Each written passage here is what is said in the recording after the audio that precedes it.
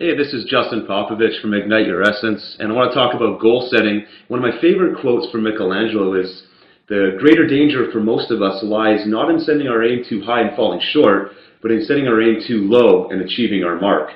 So what I want to talk about today is the importance of goal setting, but setting goals appropriately to give yourself enough inspiration and drive to actually keep going, so that we're not just setting goals, but we're achieving them. And that's really when life gets exciting. We can build these images in our mind and actually achieve and realize anything that we can picture, anything that we can set our mind to.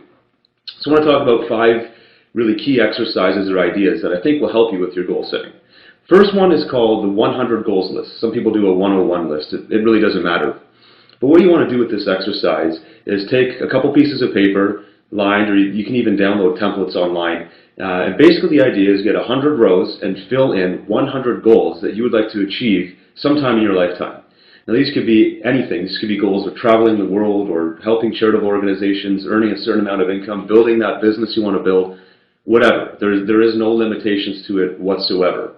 The real underlying intention here with this exercise is to help you learn more about yourself. Because when you sit down and do this exercise, I guarantee you're going to think of some stuff. You're going to realize some passions that you may not have actually consciously recognized before. I remember the first time I did this exercise, it took me 3 or 4 days to finally get my 100 down. And I looked at it at the end and I thought, wow, there's a lot of stuff I learned about myself here. And it was kind of an exciting realization. There's all kinds of opportunities. The world's opening up to me because now I know really what it is I want to do and what I want to achieve. So that's the first thing you want to look at. Just helps you get in touch with yourself.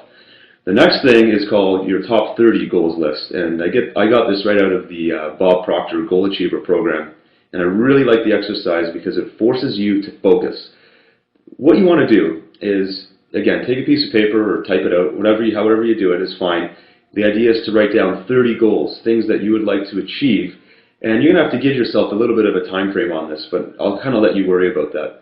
The point is, 30 goals, get them down, and then you want to categorize them into A, B, and C goals.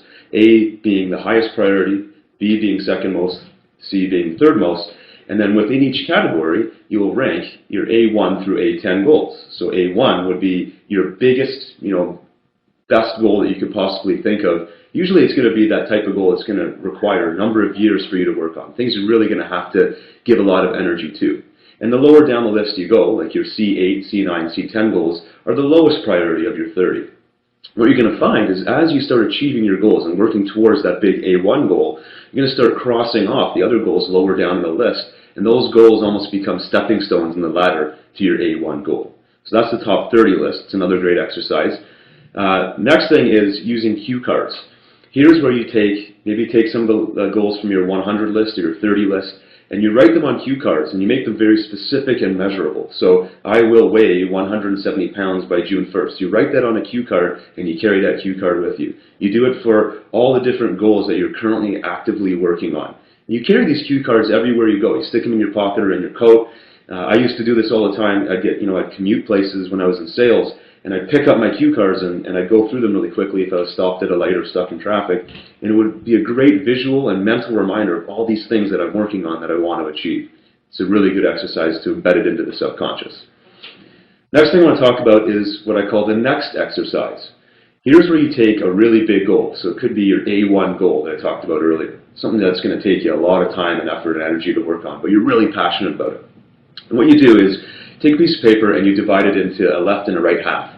On the left side of the page, you write down, here are all the reasons why I cannot achieve these goals. When you try to talk yourself out of achieving the goal, you have a column for that, but then you write the word next through that column so that you have nowhere to write those ideas.